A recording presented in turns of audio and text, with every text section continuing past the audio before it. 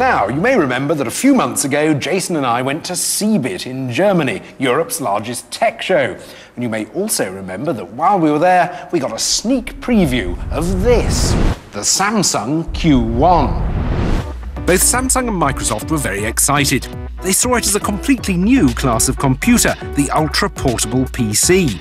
And the Q1 weighs just 800 grams, and its sleek tablet design is dominated by a 7-inch touchscreen. Inside, there's a 900 MHz processor and a 40 GB hard drive. Wi-Fi and Bluetooth are built in, and it has a compact flash card reader. Its battery life, though, is a rather pitiful 2.5 hours. So, should we all be rushing out to buy a Samsung Q1 and taking part in what we're told is a computing revolution? Or are there better ultra-portable PCs out there?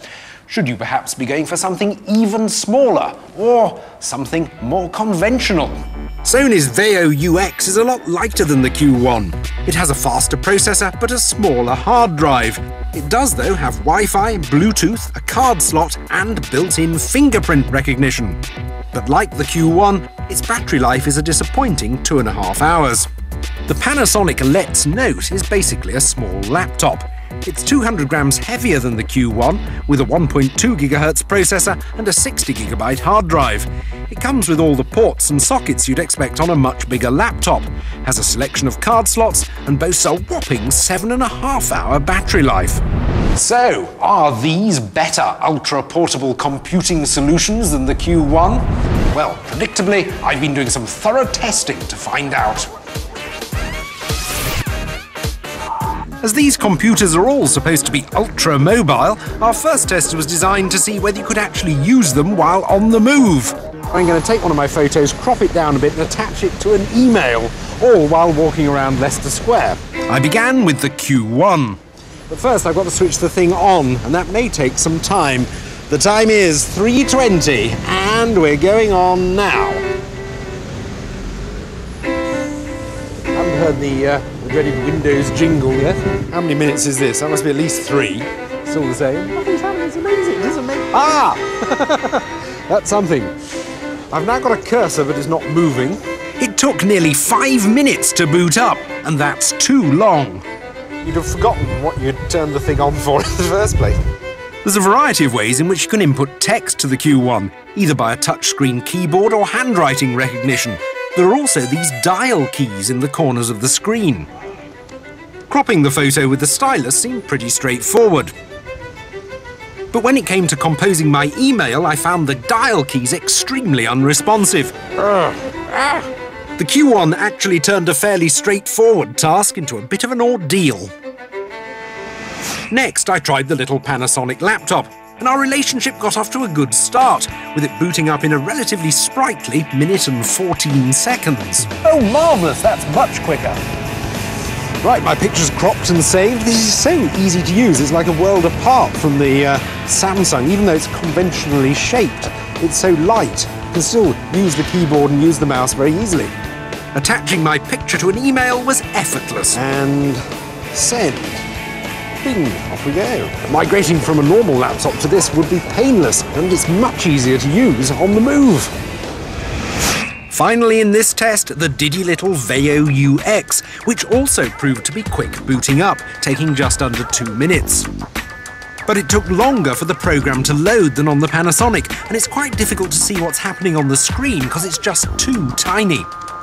Oh no, I don't want to do that. Shut down program, open email program, attachment, pictures, and send. That was nowhere near as painful as the Samsung, but not as straightforward as the Panasonic.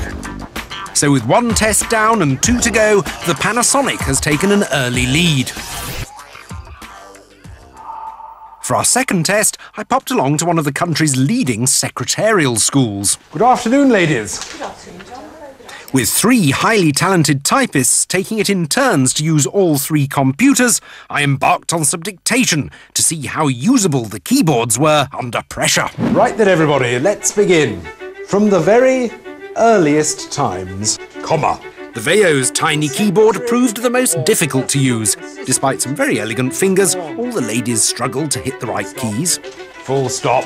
new paragraph.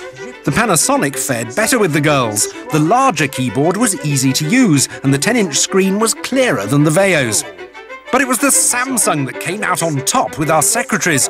All Q1s now come with a USB keyboard as standard. Plug it in and you've pretty much got the full desktop experience. Close of exercise.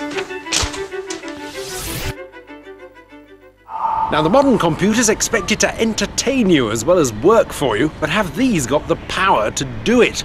To find out whether they can cut it as multimedia machines, I put an episode of the Gadget Show onto each of their hard drives, and we'll see how they perform. First, the Sony. It took about a minute to copy the media onto the hard drive from a memory stick. The screen quality is really good for video. The colours are very strong, and you can just about hear it, although it'd be much better through headphones. What's wrong, though, is the quality of the video. It actually is stuttering and juddering a bit, suggesting we're really pushing this machine to its limits. The Samsung took so long to import the clip from a high-speed compact flash memory card, I thought it was going to run out of battery. And when I finally did start viewing, it wasn't worth the wait. Well, the screen quality is much worse than the Sony, and it's still juddering and jumping. It's probably worse in that respect too. I don't think it would be a pleasurable experience to watch anything on this. So, let's go to the Panasonic. I've got high hopes for this. Importing my media from the SD card onto the hard drive was quick and painless, and I was very pleased with the results.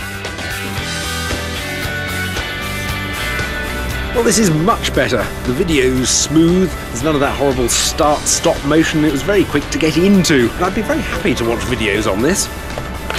So, Jason, you're almost the living embodiment of an ultra-mobile laptop user, the perfect customer for these things. What do you think of them? I love them. The idea of having a device that can do everything I need.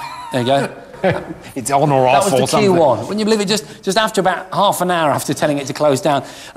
You know, I want something that can do what I need to do, but weigh, I don't know, a quarter of my laptop weight. These devices all fit the bill. The Q1, I think, is a lovely looking device, but it just doesn't work. It's a shame. It's a real shame, but it just doesn't work.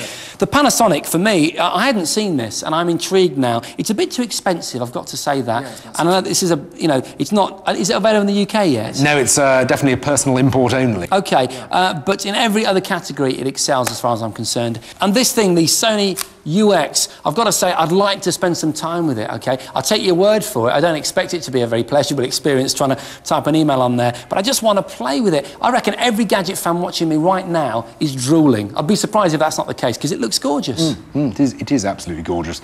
And I think in G terms, we've got to give it 3 Gs, because even though it might take some practice to get used to it, that screen is superb, and it's just so desirable. OK, what about the Panasonic? What's the G rating there? Well, I mean, that's about as good as a computer can get in this sort of size and portability, and I think it's got to be worth 4 Gs. OK, I'm sure Samsung aren't going to be very happy about this next score. What are you going to give? I mean, I'm really disappointed by this. It has to be just 1 G. It really is so disappointing, even though it has the potential to be great.